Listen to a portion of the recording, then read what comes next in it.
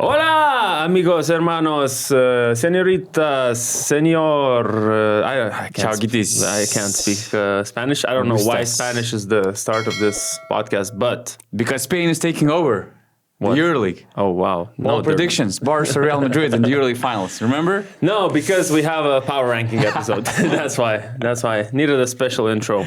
And it's been a while, actually. It's been a while. We've done this in December, start of December, and we kind of missed the start of January for understandable reasons. We were away for some big games, and now we're back to do the power ranking after 21 rounds. That is more than halfway through the EuroLeague season already. Yeah, and these power rankings, they're getting more and more consistent. Now we are getting a clearer picture regarding the strength of some teams. So yeah. Definitely a clear bottom half and a clear top half. That's now been cleared up. We now know who are the contenders for the play-in, for the playoffs, and so on. And then we know which teams are already sort of buried under the ground.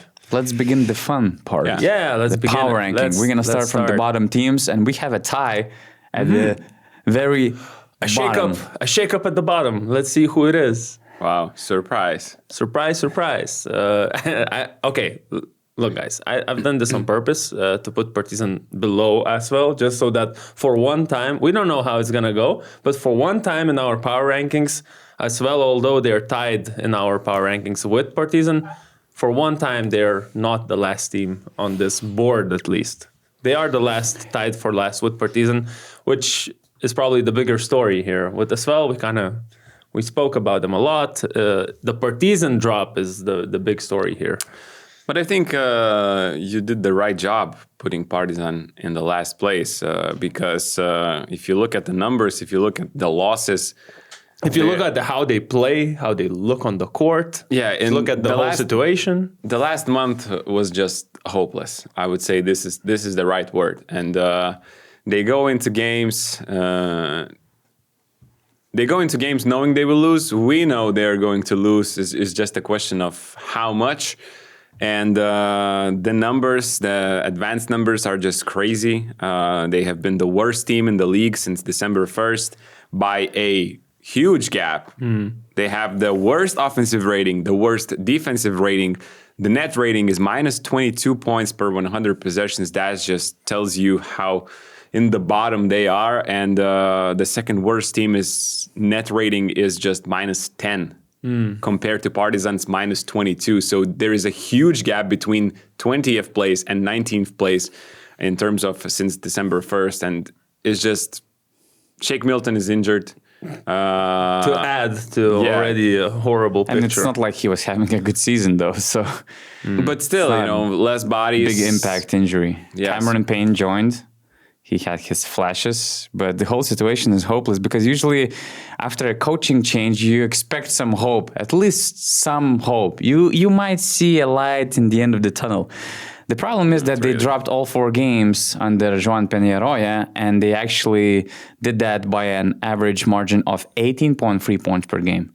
So when things go like that, you cannot exclude the fact that they might go for another coaching change for the rest of the season. I mean, we've seen cases like that, right? When the EuroLeague team is changing coach 3 times. You think?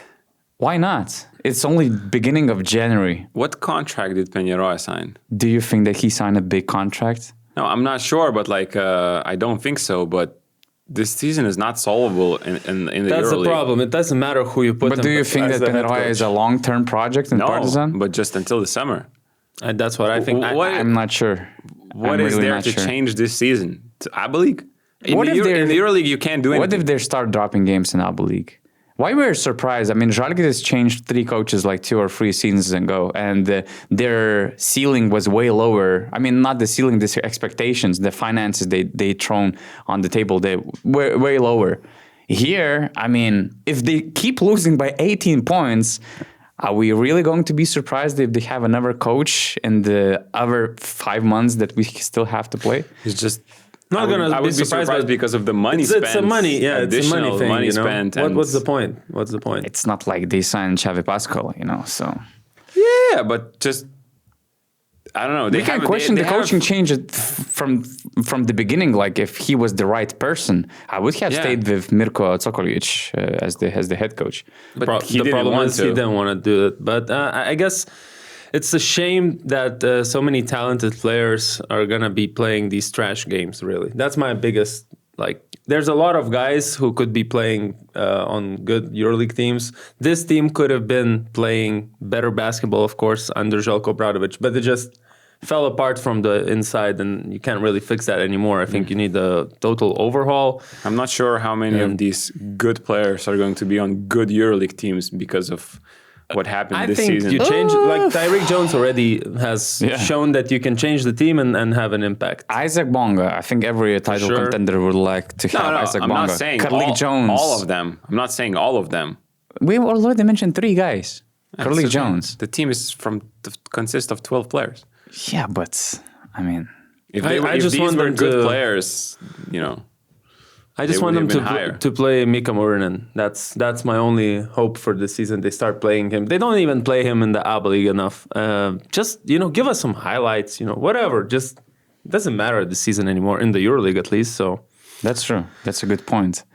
They should start tanking. Like tanking for nothing, but still more fun to see like guys like Mika Murinen on the floor than what we're seeing currently. Good points. Anything to add about Asvel? Except from the fact that they've lost Nando De Colo. He was one Which of was their... not one of the if you don't look at just the scoring but playmaking, just overall he was the leader of that team in my eyes. So they lost their soul, which there was not much of anyways, and now it's going to be definitely more tough. But I guess this team is about, I don't know, showcasing the talent that we have not seen in the EuroLeague before. But at home, they're pretty. They're fighting when they're playing at home. They've won 3 games at home since December 1st. They've beaten Bayern, they've beaten Paris, and they've beaten Anadolu Efes. So They can mix up the waters for other teams, I guess. It's not when they're playing at home and they're playing that physical defense. They have Thomas Wertel. They added a new center, so they can steal a victory or two from the contenders. That's true. The problem, obviously, is their offense. They have the worst offensive rating, and when you lose the guy like Nando De Colo, who was one of the main engines offensively, that's huge. De Colo was averaging almost 14 points per game, and I'm not sure if that was a coincidence or not, but when De Colo left, they averaged only 71 points per game in 2 games against Madrid and Baskonia, compared to their usual 79. One positive to add and to conclude this bottom league is that all EuroLeague teams already have more victories when Alba Berlin reached throughout the entire last season, and we still have 13. Not 13. We have A lot. 17 rounds to play. So, and to be honest, it's not as clear as it was in terms of you look from 15th to 20th team, 7 wins for Paris at 15, and then Partizan has 6 wins and their last. It's basically a toss-up. Anything can happen. So the problem is that the last team in the playing pool has 11 victories. So that's why I'm not saying that the majority of these teams coming from 15th place are 4 wins away, and that's a tough gap, I guess. Okay, next is Anadolu Efes matching their standings, by the way. We kind of expected maybe Anadolu to be revived a little bit with, first of all, Vincent Poirier coming back. Then first of all, they still don't have their main guy, Shane Larkin. Saban Lee was a signing that they made from Olympiacos, and he had 2 explosive games, 17 points, 19 points, but wasn't really enough for taking the wins, right? They actually have the least victories since December 1st. Since the last time we did power ranking. The time we did power ranking, only 1 win from 8 games. Everybody else, like even the bottom we just spoke about, Partizan. Even Partizan. Yeah, Wow. they have 2 wins and 6 losses. Zvezda, Partizan, and Bayern and Paris all have 2 wins. And Anadolu Efes have only Žalgiris won? 1. Yeah. So They're 1-5 with Lasso, and under Pablo Lasso, their offense dropped to 19 in the league, although their overall offensive rating is 17, but defense improved to number 7 spot in the EuroLeague. So that's a positive sign. If you remember the last years of Pablo Lasso in Madrid, for instance, that was also the key of their game. They started from defense. Maybe offensively, with Shane Larkin coming back in a month or so, and just in general clicking together, maybe they're going to improve their situation, which is obviously a very tough situation at the moment. this is going to be a season that FS will Season talk about. to forget. Season to forget. Season about injuries to one of your 2 key players. I think, positions, the guard and the center, 2 of the most important positions, especially if you don't have really great backups. I mean, it's hard to have a same guy like Shane Larkin on that same level and a guy like Vincent Poirier, and one of them was injured at the start. Then the other is missing the middle part of the season. Maybe they're going to be healthy for the last part of the season, the last third, but is it going to be enough? Yeah, Probably might be gonna too late. We don't know. Do you guys all use VPN services when you browse the internet? There are 3 or 4 things I make sure to do every morning. So Every morning. I have a shower, Wow. brush my teeth, I don't want to know the lock 4. the doors when I leave, and then I use my Surfshark VPN when I connect to any Wi-Fi. Before Any you lock the Wi-Fi, doors wow. or after? All the time. Before and after. Before and after, because you can do it on multiple devices, Augustus. Mobile phone, laptop, anything. Exactly. Surfshark VPN works on all devices, protects you from, first of all, online threats. There are quite a few online threats. People are tracking you. People are trying to hack your system without you knowing, of course. If you knew, then they wouldn't be doing it. And with a VPN connection through Surfshark, you just get that layer of security. You even get these reports or alerts when your passwords get leaked. So Surfshark helps to protect your passwords as well. And I feel that nowadays you get more threats on web, on the internet, rather For than sure. outside. Especially, At least in Suspicious Lithuania. messages, emails. Or at least in Lithuania. and especially if you're using public Wi-Fi. When we were traveling to Istanbul, the airport, the hotel, when it's all connected, you can access stuff. If you have VPN on, then forget about it. It's encrypted. There's no way to actually get to your computer. And other things that you get with the Surfshark VPN connection is obviously you get to browse all the internet. All of it is accessible. No geo-blocked stuff, because in some of these countries we go to, some of the stuff is not available because it's only for, for example, Lithuanian content, you only can watch in Lithuania. Yeah. EuroLeague broadcasts, for instance. In some countries, you cannot watch other games if it's not on some of your platforms. Or you can't watch your own team's game because, let's say, the broadcasters have the rights for your games, but then on EuroLeague TV, you can watch all the other games. There's deals like that. So It's just a mess, I feel like. Sometimes it's just a mess. It's better to use Surfshark. And you didn't even mention the best part. which is You get extra 4 months if you use a promo code BasketNews at discount, or just go to surfshark.com/basketnews, right? That is correct. 30-day money-back guarantee if you don't like the services, so there's no risk for you in this deal.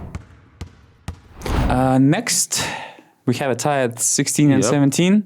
And it is Bayern and Paris sharing those spots. Bayern dropping by 1 position, Paris dropping by 4 since last power ranking. I think we had them 12th last time. What happened to Paris, Augustus? I mean, nothing really happened in the last stretch. They won some games at the start of the season, and then they just lack a little bit of more of defensive talent, I would say. The defensive details, everybody's scoring on them. However they want, if they just have patience against Paris. They lack, I think, a little bit of size. They lack a bit of defensive a really solid defensive big guy like Paris Hayes was there last season, and you know, as good as Nadir Heafy, Robinson are, DJ Shorts was Jared on Roden another actually level. started playing at a solid level. Yeah, but their problem is defense. And it has been since the beginning of the season. So they finally won a little close game, but it's just tough for them. I don't really see them. They can win some surprising ones, but I don't really see if they can move up really to the playing department. And offensively, they take a lot of threes. Let's say the making is fine, like 40% in those last 7 games, but they're dead last, of course, because of the way they play. They depend so much on threes. They're the least like 2-pointers wise, the worst percentage, let's say. So this is a team that if you don't outscore your opponent, like we see a difference with Valencia, for example, a very big difference, I think, where Valencia is a bit more diverse in their offense. I think Paris is just too dependent on that. And like you said, defense, I agree with you. The defense and the inside presence I've been talking about for the whole season. Everyone attacks them in the paint. They have since December 1st, only Partizan has worse defense, and Partizan's defensive rating is 128. Paris is almost 127.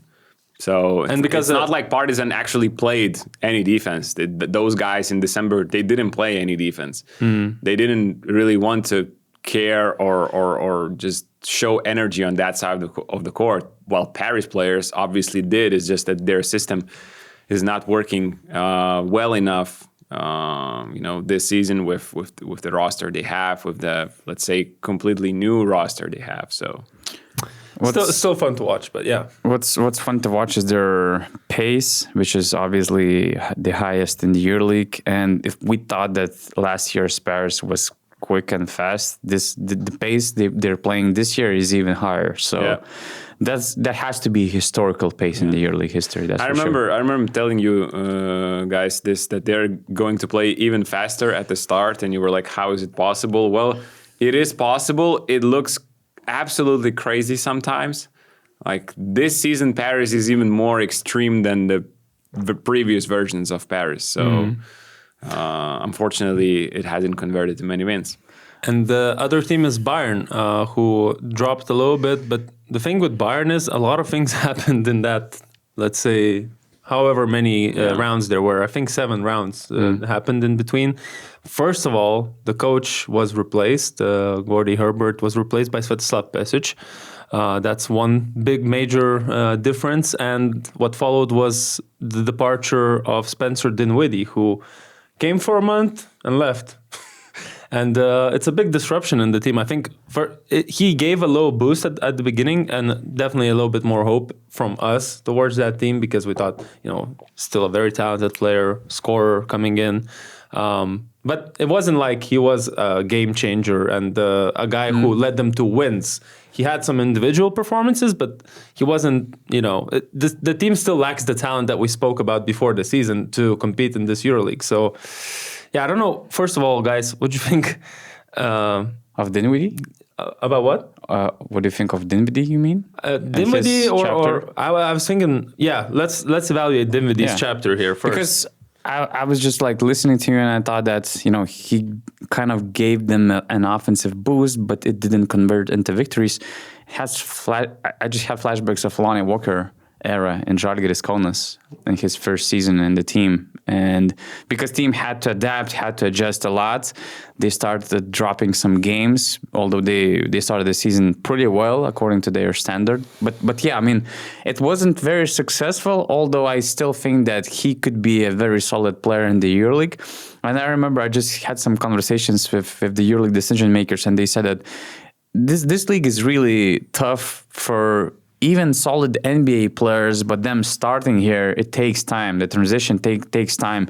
We have this NBA to EuroLeague players and rookies ladder on BasketNews.com. And from all these guys, like we have 15 or 20 or even more players coming straight from the NBA. And some of them, they really have a solid resume. But you could see that there are only few guys actually being really, really solid. I don't know, Taylor Horton-Tucker, Jared Butler, Richaun Holmes had a nice stretch. I'm definitely missing somebody in the top 4 or top 5, but it's like after the first 5 names, the conversation is so open because neither of them are really showing big performances. So it's been a tough stretch for Dinwiddie, and if he returns to the EuroLeague next season, some EuroLeague decision makers think that he will be way more successful. But this time, joining the team mid-season, joining a team like Bayern, it just didn't go well. And the coaching change? What do you guys think about that? Because Svetislav Pesic came in, 2 victories, I think, after that. 2 wins, 2 losses. Yeah. They just played at home. And they beat Baskonia and Maccabi. Yeah, that's another thing we forgot. They had the longest away stretch during the time that we weren't recording. So seven straight road games, and immediately after that, Gordon Herbert left the team, and they won those 2 home games, and the probably the most positive effect it was on Andy Obst. In the last 4 games, he's averaging almost 23 points, and he has made 4 threes per game, so total 16 of 36 in the last 4, 44%, and just playing phenomenal basketball, making shots that he's capable of. When he gets to shoot these high volume numbers from behind the arc, it's super fun to watch him, and I'm gonna go start tuning in Bayern games because I was a little bit. I didn't like that team at the start of the season. Just absolutely nothing interesting was about them. Even Spencer Dinwiddie was not like a guy that made me tune in, and I don't know, one of the most boring teams. Now maybe with Andy Obst playing this phenomenal basketball, I will tune in more. All right. Obst, as you mentioned, Obst made 16 3-pointers, and I checked that he made more threes when teams like Asvel, Efes, or Olympiacos in the last 2 games. So I guess that speaks a lot. Under Pesic, one thing that stood out was the offensive rating that improved from 19th in the EuroLeague to top 10. So this is the first adjustment by Coach Pesic. And they have a quite okay stretch now going forward. 5 of their next 6 games will be played at home, starting with Panathinaikos, then Partizan, tough games, Valencia, Hapoel away, and Paris, Monaco at home. So yeah, but at least a situation to bounce back, or maybe their last hope to catch up with the play-in pool. Okay, the next team is Baskonia Vitoria Gasteiz, is how you say the full one.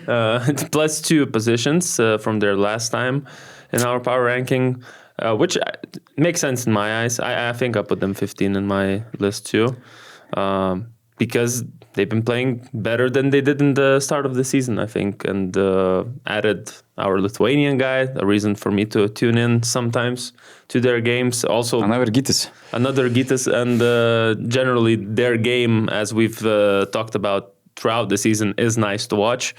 High tempo, nice basketball. What else to add? Last month, the only team that played faster than Paris was actually Baskonia. So yeah. And actually, that is impressive. It's not surprising that they're among the best teams in this bottom team pool, because they had the best last 10 game stretch among all these teams. They won 4 of their last 10 games. And at home, they're also quite a dangerous team. They already beat Monaco at home. They had... I wanted to say, out of the last 8 home games in the EuroLeague, guess how many times they lost? I know you're looking at their schedule. I don't know. 2, 1 out of 10 only games. One. Out of the last 8 home games this season, they have lost only once, and it was a quite recent game, January 2nd, against Fenerbahce, who are on a insane form right now. And they beat Asvel, they beat Monaco, they beat Milan, they beat Bayern, they beat Virtus, Anadolu, and Dubai.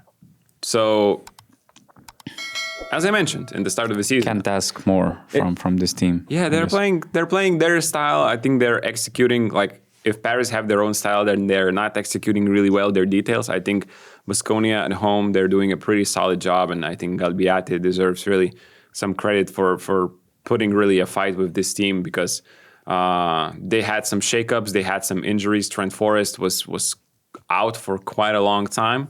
So yeah, they're fun to watch, and they're not an easy target to beat. Especially at home. Yeah. Well, who's next? Next is Feeling Maccabi. it has to be Maccabi. Maccabi, +5, yes. This was the team that was sort of written off by us at some point. We kind of said, this team, there's no more hope for them. But they kind of responded with a winning streak. I think it was a 4-game winning streak. 5 games winning streak, actually. Before they dropped another 4 games, I think, recently, right? Yeah, now the last stretch, 3 games. But the last stretch hasn't been great. But before that, they had a 5-game winning streak. And some of those wins, beating Valencia at home, that's impressive. They beat Žalgiris in a stunning fashion in Kaunas. They just completely shut down Žalgiris offense. Beating Partizan is... Beating Dubai away is also big. Just the game. But the game... It wasn't actually like away, I guess. That was it was played... I'm confused at this point. Where was that game played? I'm not blaming you. Where were the spectators there? In Dubai, actually, just behind... Empty gym, I think. Yeah, exactly. Empty gym. I think so. Still, it's not like their fans is a big factor. But still. It's more about making this trip, I guess. But since the trip is way shorter for teams from Israel compared to European teams coming from European side, maybe that played a factor. I don't know. But it's rare to beat Dubai away. It's rare because they won 8 of their 10 games playing home. Like we were saying, like this team is talented defensively. A lot of American guys who can explode. Jalen Horde, Lonnie Walker, but the problem is defense still. Second most points allowed from the opponents in the whole league at the moment. And the best percentage of 2-pointers, meaning that under the rim, there's just not enough rim protection, not enough inside presence. We spoke about how they would benefit with a guy like Tariq Jones, and he could have landed there, but didn't. So, But points scored, they play fast. Actually, their defensive rating since December has been 9th. Okay. So an improvement, because overall it's still 19th. They were pretty bad at the start of the season. I think Aoife Lundberg actually added some, I don't know how to say, like stabilizer. He something like the game that. down. He had his experience. Exactly, and this is what I thought Rokas Jokubaitis did kind of last season.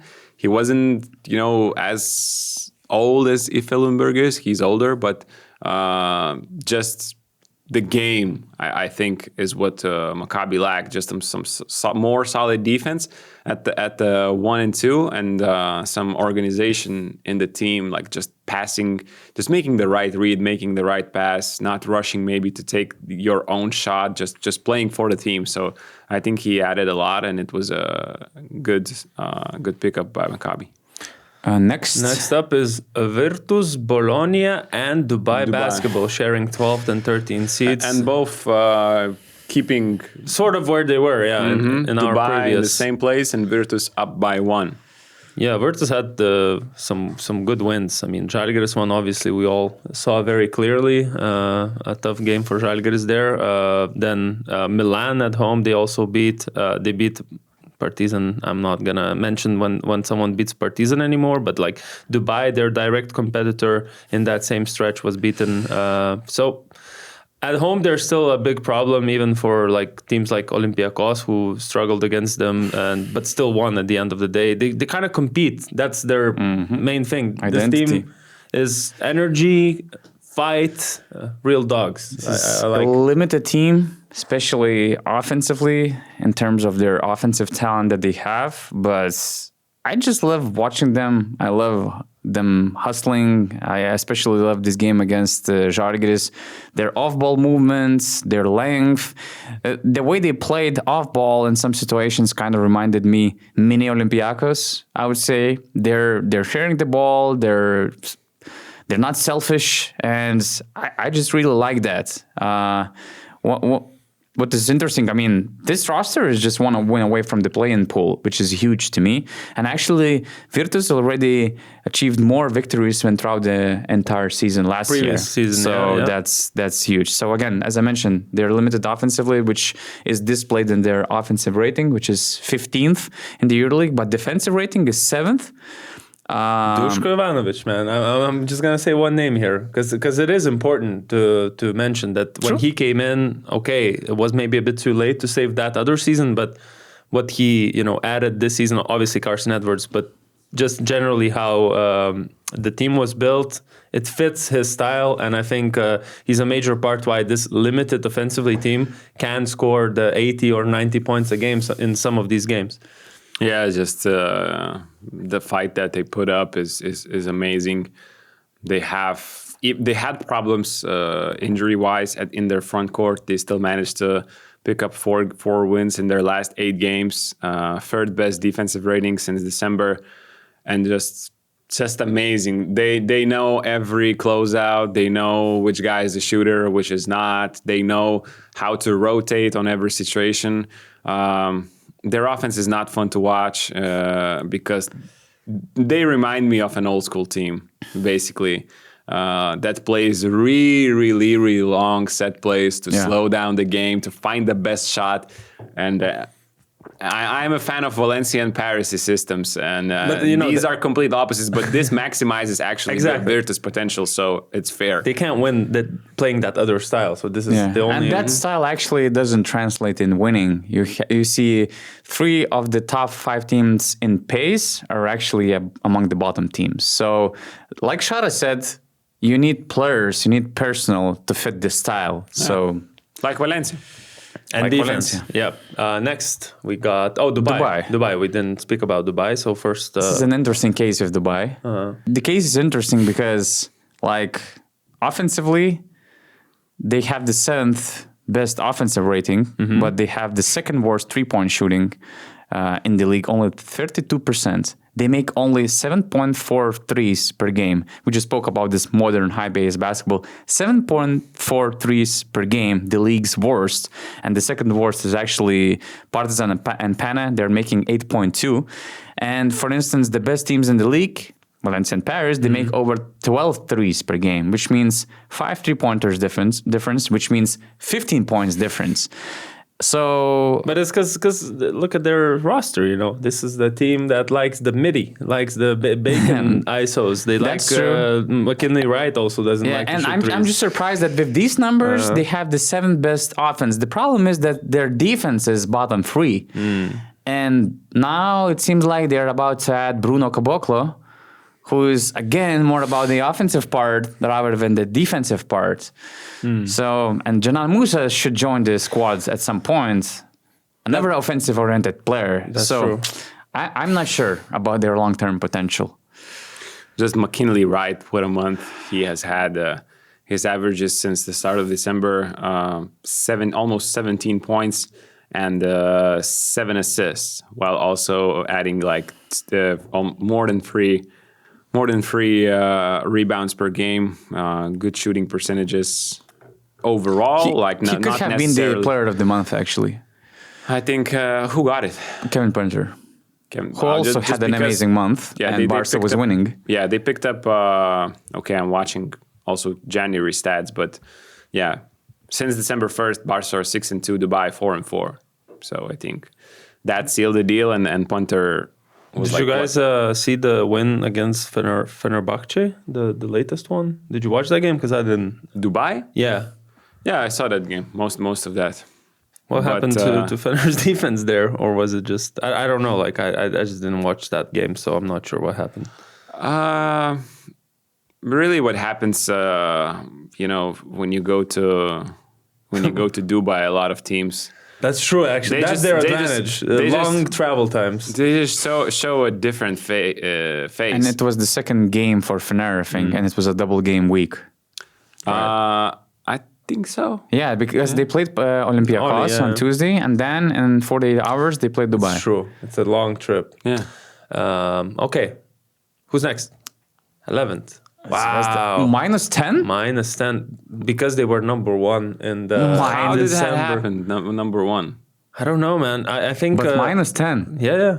Wow. Well, because they were number one when we did the previous But one. minus 10. Wow. Yeah. No, but I remember it was a tie for the first place. I don't in think the so. in the last ranking. I think it was like 3 teams. Oh, maybe that's right. It was Monaco. No, Hapoel. it was a 3-team tie for the first place. Anyway, It's like still minus 10. 7, or 8, minus 9. 7, 8, 9 is huge. I mean, that's But huge. it's completely understandable. They have the second worst net rating since the start of December. Their offense is one of the worst. Their defense is actually not very great. I think their offense is the second worst. Bottom three. They were number one last time. Wow. Like But by a little bit, but they were still. whatever. Yeah. So their offense is Bottom three. second worst since December, and their defense is in the middle of Also bottom 5 or bottom 6. It's not great. And well, 2 Serbian teams in Kaunas showed probably the ugliest faces that they can possibly have. No communication. Even Crvena Zvezda. Where is that energy, guys? I don't know. Like Where this is the energy this that is is the a team- trademark for you? Exactly. This is the team we praise for defense. They conceded 99 against Žalgiris. They're conceding 89 on average since our last power ranking. So this is not a defensive team profile when you think about it. Offensively as well. Where's the idea as well? What is this basketball of isolation? Cody Miller-McIntyre or Jordan Nwora or whoever, but like there's no clear idea of their offense either. They're I think second most turnovers per game in the league from in that stretch. So this is what their offense looks like. I guess it's a combination of things. They had a coaching change, and at some point, Sasha Obradovic had more time to implement his things. It doesn't feel like it translated well. It doesn't feel like the players buy into his system or buy into what he actually wants from them. Offensively, you see that it's still like we're in January already, but it's not like you can see guys having a clear understanding of what their role are, or it doesn't feel like they clarified the hierarchy in the team. And it's not up to the coach anymore, I think. You have guys like Jared Butler, Jordan Nwora, Cody Miller-McIntyre. There is Chimo Moneke who can play with the ball, and it doesn't feel like they've decided between themselves who is the main guy, who's taking the show now, who is making the clutch shot or whatever, and it doesn't feel like they're accepting these roles if they're not number one guy. So I think it's a combination of things, and it just doesn't look good at the moment. Yeah. Worst shooting 3-point team in the league in that stretch of 8 games since we last spoke. True shooting, all the shooting percentages are bad except for the 2-pointers, and you already spoke Their about. offense is just. I'm not sure what's going on there. There's so much standing. There's like one guy takes the ball. Maybe there is a mismatch under the basket. They're not passing there. They're playing. Everybody else is static around the 3-point line. Kind of, It kind of reminds me Monaco's offense. It was a lot of isolations. Just Not this year's Monaco's offense. You mean when Sasha Obradovic was there? Yeah, of course. Yeah. And I don't know. It wasn't necessarily a bad thing because Monaco made Had talent. Yeah, but Final Fours, playoffs. Yeah. The problem is that despite the fact that these guys are good guys, but it's not like Mike James is playing on your team. They're behind talent-wise in these individual cases. But come on, they have talent. They have Nwora. They have Jared Butler. I guess for Nwora it was better when 8 guys was available and he was able to talent, jack up any shot he again, wanted. it's a question of hierarchy. I mean, when they're not sharing, where they're not kind of clarifying their roles, that's where the problem comes. Because with Mike James, it was clear he's the number one guy of the team, and everybody follows. Here, I'm not sure who is the number one guy offensively, at least, and it doesn't feel like they can kind of accept these roles yet. I think the coach has to make sure of this hierarchy by the substitution patterns, by playing minutes, by calling the sets for the guys that he wants to have the ball in their hands. I think it has how the players are going to decide. Everybody, like 5 guys in that team, can think I'm the best offensive player on this team. Nah, there's lack of idea. It sounds simple, but when you set the standard, it doesn't mean that everybody else accepts that and follows that, and that's where some other problems occur. So it is true. And they're not consistent. I mean, they haven't won back-to-back games since their 7-game winning streak, which basically lasted in October. That speaks a lot as well. That's a very shaky situation for Zvezda. And I remember that their schedule was quite favorable for that 7-game winning streak. And of course, they were playing really great. Their energy was off the charts. And I think it's more about the quality, not the schedule, because it's hard to win 7 games in any calendar that you get in the EuroLeague. For sure, but I think that definitely helped. They play most of those games at home, and that's true. they played as well, Baskonia, a couple of those teams. They played Maccabi away, but it's in Belgrade, so that's right.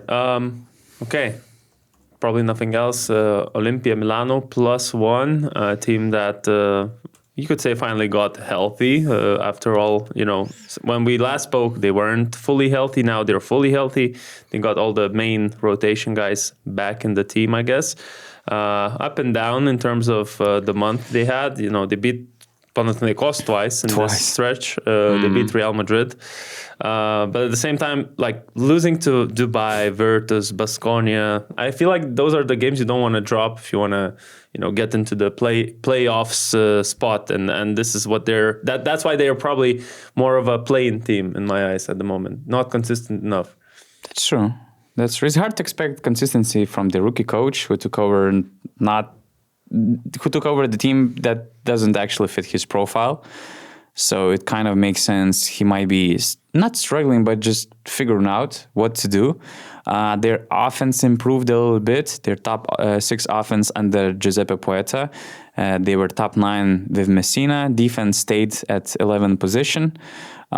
Pace got higher. Under Messina, they played the slowest pace basketball in the EuroLeague. Now they're 14. And these wins, I mean, these are big wins. Panathinaikos twice, Real Madrid as well. We're talking about the final 4 teams, basically. So it shows the potential of that team. But dropping games against Virtus Dubai just takes away all the importance of these big wins. But I don't know. I think it's normal. They had injuries. They have players coming in and out. Coaching change mid-season that wasn't expected, that wasn't planned actually. So I guess it's normal to get through that kind of stretch.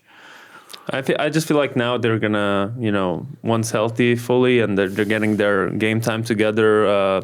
I feel like they're on an upward trajectory from here. And they have a really important stretch coming up for them. They have now the home game against Crvena Zvezda and away Real Madrid. But the stretch after that, they have 4 games out of those 5 at home. And the 1 away game is Villeurbanne as well. You have Žalgiris, you have Partizan, you have Baskonia, and you have Dubai at home. And you have as well away. That's potentially a huge winning streak incoming for Olimpia Milano. If they do well here, they solidify themselves as a plain contender, basically. If Armani cooks, Brooks keeps cooking. Armani cooks, yeah. Armani cooks, yeah. It's not Brooks. He's cooking, man. Armani cooks. Okay. Who is cooking at number 9? The same team that was cooking a month ago. It's Žalgiris at number 9. I don't know. They're consistently in this spot, or not consistently before they dropped, but now they're here. But they're such an inconsistent team. That's the problem with Žalgiris. Why you can't go higher, probably can't go lower, because on a given day they might shoot the lights out like they did against Zvezda, like they did against Hapoel. 2 wins that they were shooting 3-pointers like crazy, and obviously. And then they're miserable against Efes and Maccabi. Yeah. They haven't won back-to-back games since the end of October. That says a lot as well. But at the same time, it maybe makes sense because you have Nigel Williams-Goss in and out. He's out again, and that's huge for Žalgiris, I think. So I don't know. It's Maybe it will help the Savan Francisco situation where Savan was starting the games off the bench now. Maybe he's gonna start the games again. We saw him as the MVP of October. another MVP month coming. I don't know. Like maybe that's what he needs. Maybe he needs not to be with Nigel Williams-Goss on the court. I don't know, but I think in terms of Žalgiris' success, I think you need Nigel Williams-Goss to calm the game down. And Absolutely. I don't think this is a good thing for them. And still, that rim protection, the presence that we were speaking about, looking for, still not there. Like nobody came in to add to their front court besides what they already had. But they have top 3 defense in the EuroLeague. You think that's? But yeah, right now you can be perfect, I guess. I mean, if there is a player on the market that you can afford, for sure. But at the same time, look what the market offers. I mean, Panathinaikos, they kept Yurt7. Fenerbahce, they went for Silva. Dubai, they're about to sign Bruno Caboclo. I mean, I don't know. It's a tough market, I guess. That's why. It's a tough market, and it's especially... it's just unfortunate that Williams-Goss is going to miss another 2-3 weeks with a calf injury. He's going once again for a 60% availability on the season in the EuroLeague, and he just makes this team so much more better. Not even that he's what he brings in the offense, but Žalgiris found their defensive system that works the best and actually allows to play the Moses right for longer periods. It's the switch all.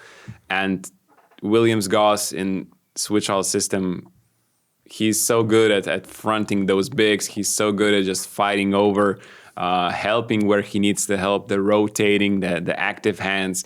And you just miss so much without him, especially on the defensive end, but actually even more also offensively, but because Maudala will not play great every game. We already know that. And so Francisco will need help. So it's unfortunate because for Žalgiris, a very, very important away stretch is incoming. And I was hoping they could pick up some really nice wins that could solidify themselves, for the play-in spot. Yeah. But right now with Goss, I can see them again going up and down, and really, I have no idea how they're going to perform in those games.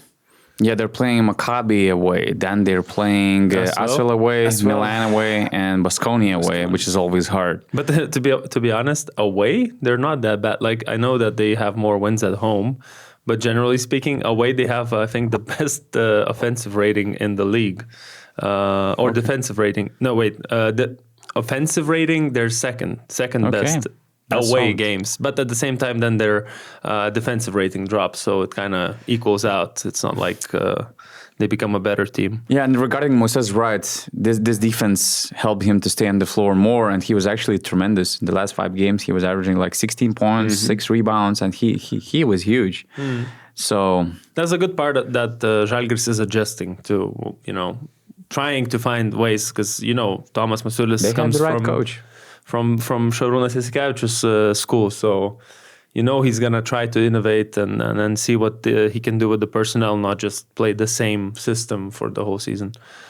Who's next? Number 8? Numero ocho. I don't know actually Spanish that well. Ocho? I think it's ocho. Numero 8? Maybe ocho, maybe 8. I don't know. Real Madrid at the same spot actually as they were last time as well. This really fits my top 10 so far. Exact spots that I have in my top 8. I want to hear from the number 1 Real Madrid fan first. There's nothing to hear. They're consistent. And they were actually better. They won 8 of their last 10 games, which is they tied for the best record during that stretch. Other 3 teams, the same record, yeah. During that stretch as well, they improved their offense. They're top 3 offensively. And they're good against the good teams, actually. I've checked these top teams playing against the top 8 teams because I think that there's this clear tier list of strength that we have, and they were 4-3, which is among the better winning records among all these top EuroLeague teams. And that means it's good for Real Madrid. They picked some wins. They're improving their game slowly. They're kind of figuring out their roles, accepting these roles, and they have capacity to improve the backcourt if they need that, or if the right player comes on the market. So, but from those wins, you didn't mention that it was quite an easy schedule. I don't know, in my eyes, fifth easiest schedule since December. That's fine. Maccabi as well, Dubai, Paris, Baskonia, FS. But you need good schedule to pick up your rhythm. And this new team under new coach with a lot of new things implemented in the game, they needed that stretch. And this upcoming schedule will kind of show what this team is actually all about, because they're playing Barcelona home, Milan home, Monaco home, Paris, Panathinaikos away, and Dubai away. I think that will show if they have potential to be real Final Four contender. I'm still missing what you said at the beginning, some perimeter creation. I'm not a believer in Theo Maledon, who's been up and down. It's not like the situation he was in Asvel, where it was all the keys were in his hands and he could do whatever. Here, there's a lot of talented players to share the floor with, and he's not necessarily a creator for others. So I'm missing, like, besides Campasso, another guy in the perimeter for this team to be like Final Four contenders, or like you say, the EuroLeague final. And defensively, I think they need to pick it up. Now you can laugh. In what month the Final Four? May. I will cut clips and we will show them on the screen. Okay. Now laugh. Okay. It's okay. We laugh. I'm a bit of a bigger believer in the next team, which I believe will be Barcelona. Yes, +3. Because we saw how they revitalized their game under Xavi Pascual. Not something we didn't expect, with the structure he brought in, the ideas offensively. Defense, I think, fifth best defense in the league since he took over the team. And it was in the bottom half of the standings in terms of defense. So, yeah, I just feel like we have to still be realistic about them. Like, don't overhype their standings, because in the standings, I think they're fourth maybe or something like that. But I'm like Jasikevičius, I don't look at the standings until February. But again, like Real Madrid, they also had like a pretty favorable schedule, and against the second half teams, I guess. Most notably one against Olympiacos, but otherwise, I mean, those are the wins they need to rack up in my eyes. So I'm not like overhyped about them, but obviously a big improvement in their play-in zone for sure. Yeah. They've balanced the game out with Xavi Pascual. That's huge. And going forward, with some guys who are injured, like Will Clyburn coming back, you can expect even bigger things. So I'm just really calm and confident with my EuroLeague final prediction. When you have so many veterans on the team, it's just, that experience is important, like especially later on in the season, especially in the playoffs. And if they I think that they have perfect combination, veterans and a lot of veterans on expiring contracts. So the motivation is sky high. Wait, you said El Clasico for EuroLeague final? Yeah, something like that. This was my bold prediction for El Clasico is the next game they're going to play. We did the podcast with Gytis and Rytis, and we had bold predictions for 2026. These guys, of course. So you double down on the Real Madrid in the final take, and you even said Barcelona is their opponent. Man, exactly. Mm-hmm. Wow. This is what I call a bold prediction, not some, there will be some rule changes in the EuroLeague. Okay. Who said that? Rytis. I was like, what I'm doing in this room, what I'm doing in this podcast.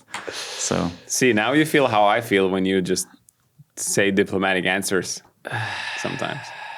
I mean, I like you like this joke. It's like for the seventh time of the season. I like that you keep going with that one. Because you keep getting diplomatic answers. Okay. Yeah. Okay, guys. Who's number 6?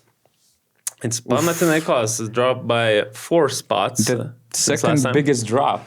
Tied with Paris, but still, that's big. It is a big drop in terms of, because Pau was like second, and in the standings they were on a winning streak when we actually did the power ranking.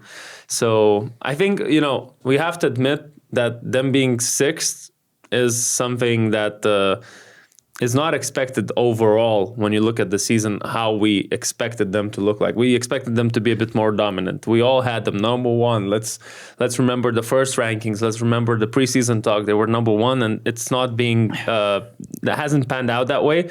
There's a lot of talent, but it's the managing of the talent I think is the biggest issue of this team. And I'm talking about two things, like rotations, number one.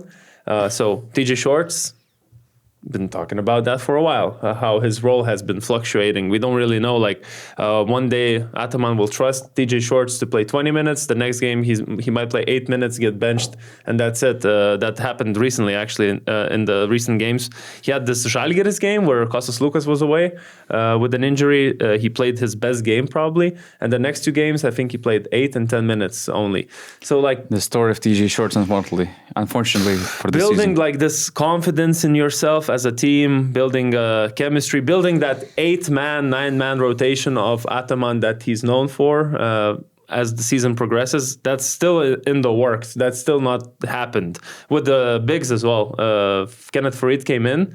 He gave instant impact, energy, all that. And now recently his role has just gone down. Of course, Rashawn Holmes had an amazing game in the last one. But generally speaking, again, so who's your centers that you're trusting? Is it Yurtseven? Is it Rashawn Holmes? Is it Farid? Are you just waiting for Lizort to come back? I'm not sure. I'm just missing some togetherness in this picture. I don't know. What do you guys think? Of course, the derby was a big loss. Yeah. All the statements by the owner as well didn't help probably. And Ataman keeps throwing these statements. Now, no days off. Congratulations, Olympiacos, in a random press conference after the Greek League game. You have real power forwards. No, that was that was actually already after Olympiacos. Yeah. So I mean, okay. that's If we don't win either EuroLeague or Greek League, I will leave Athens. yeah. I mean, that's. But this is classic. Ergin Ataman is playing his games. Classic. I'm just okay. I mean, he keeps winning. TJ Shorts is like, wait a second. And he kind of keeps winning, you know. By the way, one really bad thing about coaches, in my eyes, is when the coach starts throwing the stats about his titles and kind of starts defending his resume. Jose Mourinho, Ettore Messina, and now we had Ataman's moment when he listed all of his titles, which I'm not arguing against. I mean, when he puts it, you know, as a fact, it's really tremendous, the stretch that he had, not only winning the EuroLeague, but also making all these finals and stuff, and Final Fours as well. where did he say this? After last game in Athens, I think. Okay, I don't somehow remember. missed that one out. So, I mean, it's not a good sign, but just as you mentioned, this is the Ataman's playground, the motivational speeches, messages he probably understands himself only, but usually it turned out working for the team or for the results. But I don't know. I don't know what to think about this team because there's no consistency in this team. So that's my problem. There's no consistency. There's no timeline for Lizort's return. And I'm not convinced by this center rotation. At the same time, you know, let's not forget that Fenerbahce won the EuroLeague with Cambridge, Sertac Şanlı, and Nikola Melli as their centers. So I don't know what to think about them. They just they were never consistent with their effort, with their game, with the rotations you mentioned. So, but they're still good. Still good enough to make a switch. They still have the best player in the league. They still have a lot of talent.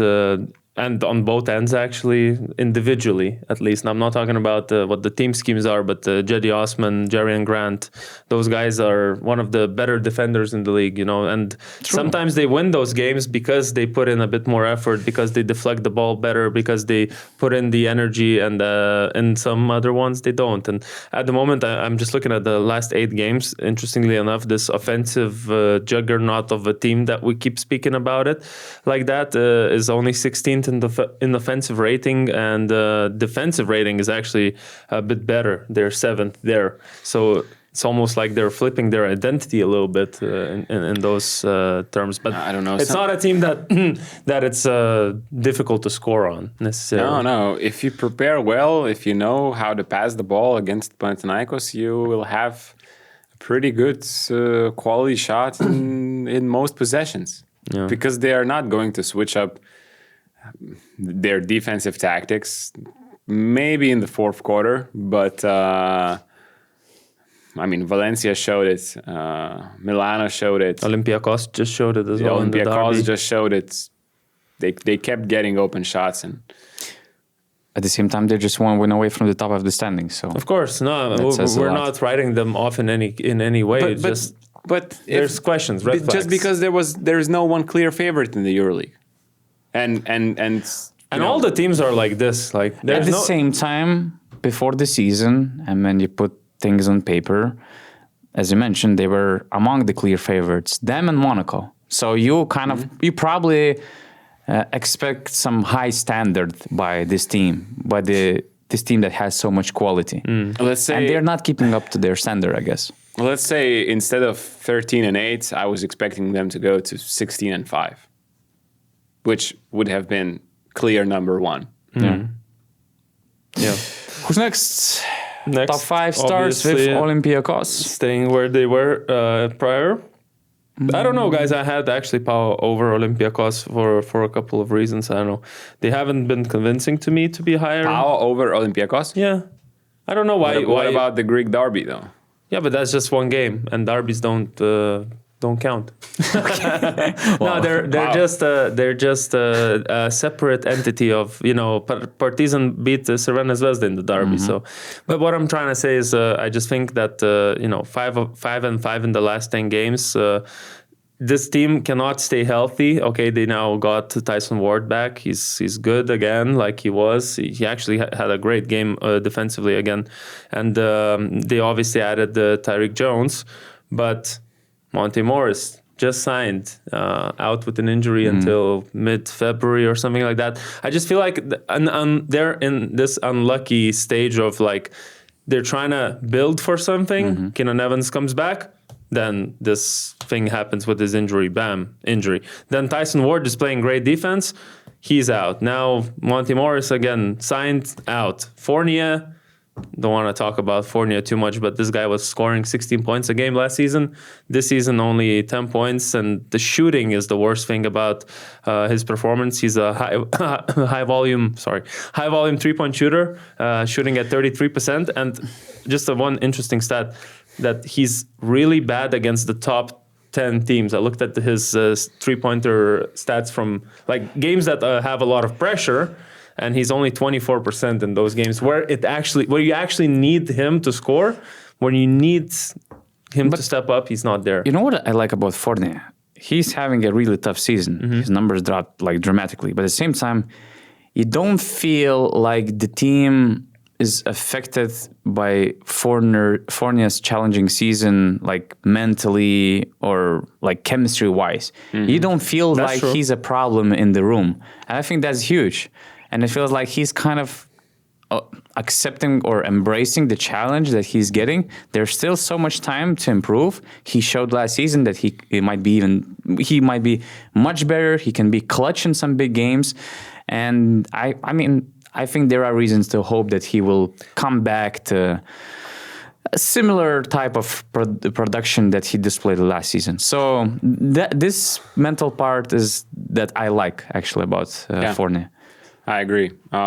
Interesting stat about Olympiacos. They have the number one offense since December 1st and third worst defense at the same time. They won 4 games out of 7. But I think we will have them at number 1 or number 2 in the next power ranking after 1 month. Typical Olympiacos, right? Okay. I think looking at their schedule as well, I do think they're going to be, they will improve their position in the standings and in our power ranking.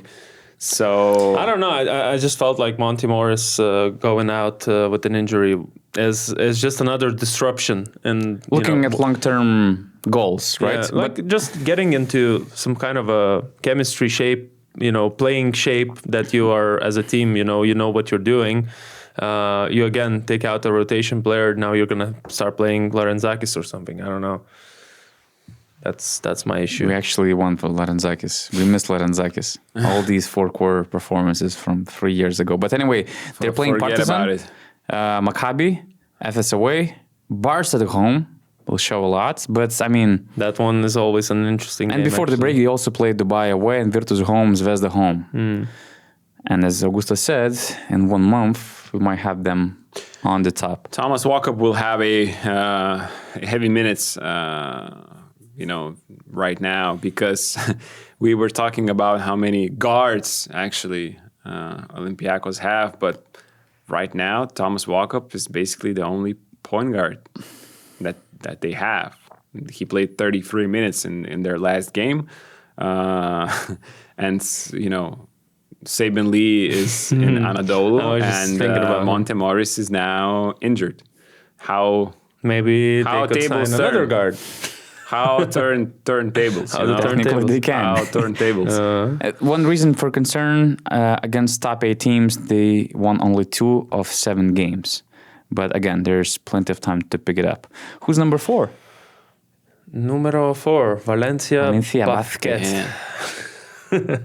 Valencia. They're one of those teams that went 8-2 in the last 10, so tied for that best record. Took down both Greek teams in away games, by the way. That was probably the highlight of December, where we started believing in Valencia a little bit more.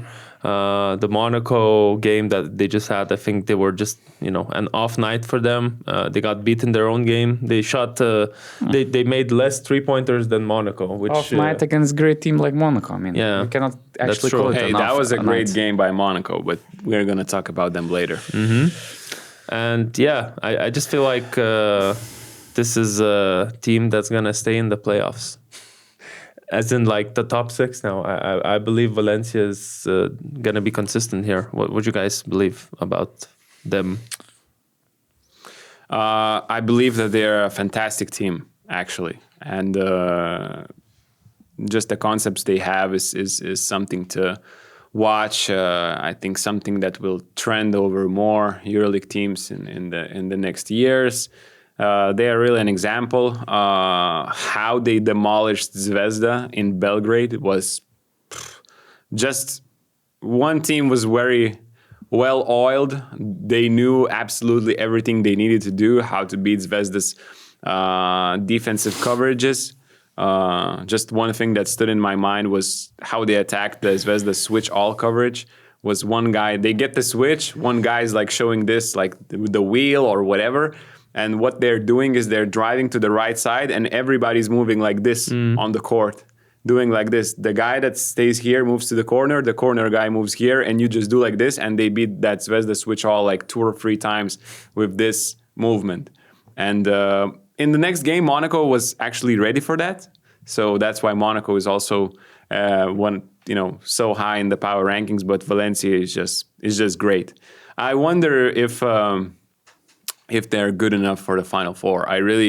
I wish they actually make it, but I think it's really going to depend on the matchup. But I do think they're going to be in the playoffs.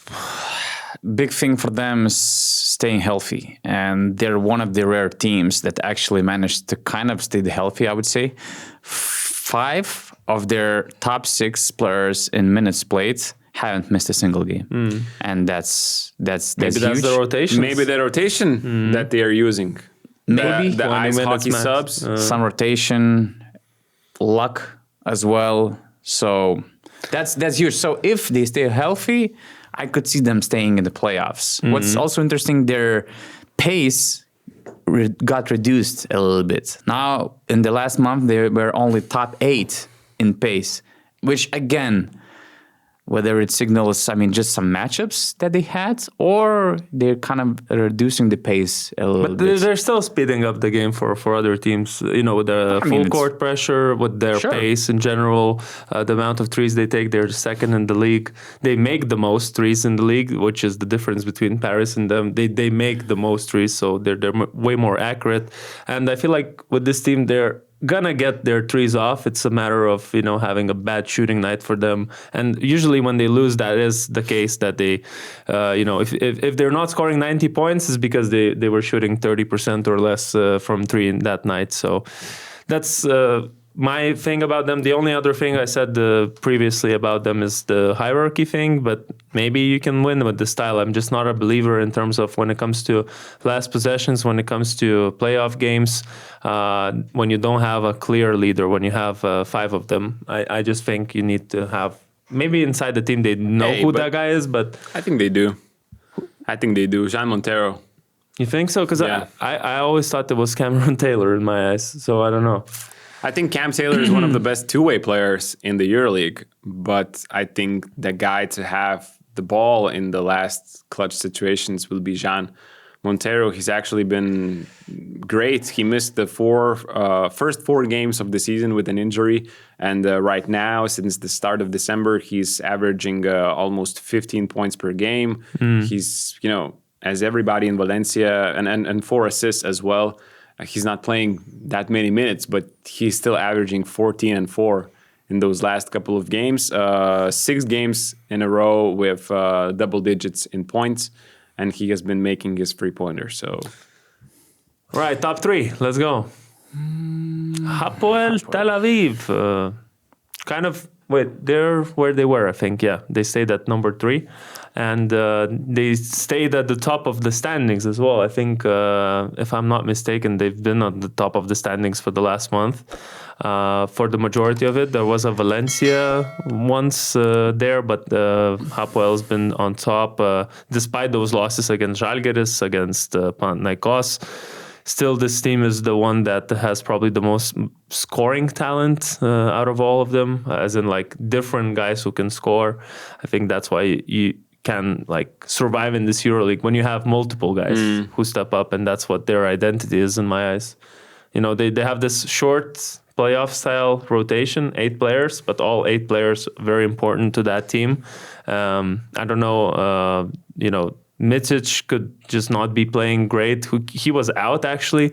He was just came back, I think, in the last game. Had a good game, but generally they survived without him. Other guys stepped up. Blakeney, of course. Elijah Bryant, of course. But then last game, Elijah Bryant didn't have a great offensive game. Had a decent defensive game. But then other guys stepped up. So it's just you don't care about one guy not having a good night. That's why I like this team a lot. They're just consistent in being good. One of the most balanced teams in the EuroLeague. Top 3 offensive rating, top 5 defense. They've been healthy as well. That's important. 7 of their top 8 players in playing time hasn't missed a single game. That's huge, and especially the talent level that they have. I mean, that's a really solid season that they're having as their debut campaign. I mean, coaching-wise, player-wise, and especially with some upside going forward, starting from Vasilij Micic. I mean, that's a good position to be in, really. And playing at home now with their fans. Yeah. And they have the best defensive rating since December, and it's a huge gap to the second place. I looked up the numbers today in the morning, and I was like, are those real numbers? Like, they are 106 points allowed per 100 possessions, number 1 defense, and the second place is Barcelona, 115. So that's 9 points better than the second place defensively recently. I know a lot of this is because of the Dubai game, because they allowed only 60 for Dubai, which has one of the best offenses. But I guess, it's the double week second game, yada, yada. The team that plays away on the team that plays away the second game on the double week has a huge disadvantage, but still really impressive. And I think that game against Žalgiris was just a bad shooting night, number 1. I mean, a lot of things. Not a fluke, because Žalgiris played really great, but they're not going to have many nights like this. Number 2? Is it Fener? Number 2 is Fener, yeah. Fener. It's +4, right? I cannot see the screen. It is +4, yes. +4, yeah. Yes. +4. The second highest rise? Yeah. Okay. Who else had a bigger rise? Maccabi had the biggest +5. rise, +5. But it was easier for Maccabi to rise than for Fenerbahce to rise. True. I actually had them number 1. Oh, wow. Okay. I don't know about I you had guys. Monaco. I think I had Monaco. I also had Monaco number 1. Okay, but I had Monaco number 2. So I mean, the best defense in the league, gotta point that out. First of all, defensive rating, points allowed, all the percentages of opponents, all number 1 Fener. Not accidental, of course. This is Šarūnas Jaskevičius' team where defense comes first. If you're not playing consistent, a lot of effort defense, you're not going to be playing on the court, and that's what matters. And I think we spoke to an assistant coach of Fenerbahce who said that they simplified their defense. There's less helping now, and there's more just if it's better to not help and because then you allow easy spot-up shots. So that's what they've done, and it's working. They have the personnel to defend. They have not the greatest offense, but now I feel like it's going to change with the Colo. That's my big upside of this team. Just to add about simplifying the defense, it translated into only 32% three-point shooting by an opponent team. So I think this is the best, one of the best marks in the EuroLeague that you can get. So that's huge. Their defense numbers actually dropped a little bit in the last sequence of the season, but it was all the time it was obvious that they had more issues offensively, and adding the Colo, Chris Silva just adds a couple of new layers to their offense, and there is more belief within the organization that this team is capable of at least being the title contender and to be in the conversation for the title contention. And the only thing, Bonzi Colson is out. Their best three-point shooter in a team that's not shooting the ball great in terms of three-point percentage. And he was over 50%. He got a lot of those spot-ups. Whenever they passed the ball to him in the corners, he would be, making those shots. And now he's out. I'm not sure for how long, but I think it's a bit of like 4 weeks or something. So... a significant he was role. getting better. I mean, he was getting better. 18 minutes a game this season as well. I think he was an important guy that they're not going to have. But one player that this Fener's rise coincided with one player's better performance is Talen Horton-Tucker. He's been phenomenal. Since December, he's the 6th top scorer in the EuroLeague, averaging 18.4 points. Above him is only Vezenkov, Nunn, TLC, Nadir Hifi, Kevin Punter, and then it's Horton-Tucker. And he is shooting 69% from 2 points. A guard. Bulldozer. I know he's a big guard with the really long arms, with the super, big muscles there, but just 69% from 2-point range for a guard is insane. He's shooting so some really tough shots, some spin fades, some just bulldozing his way more into the paint than leaning back for those mid ranges. But I think he has figured it out way better how to play in the European game, and just sometimes Still Showers is super mad about his shot selection, as probably about every once in a while, but he's been really phenomenal. 14% from 3-point range, but that doesn't really matter with him. His 3-point shooting percentage is 27 actually, but this is probably the last thing that stops him from being completely unstoppable, because as soon as he starts hitting threes, it's over. The game is over. We are coming off this trip to Istanbul, where we saw this Beşiktaş derby, and he basically killed the game for Beşiktaş, making some tough three-pointers. And I honestly believe that he's going to get only better together with Wade Baldwin, who both of them have been great for Fener, but I think they've been taking on the roles that they're not necessarily the best in. They are great secondary ball handlers.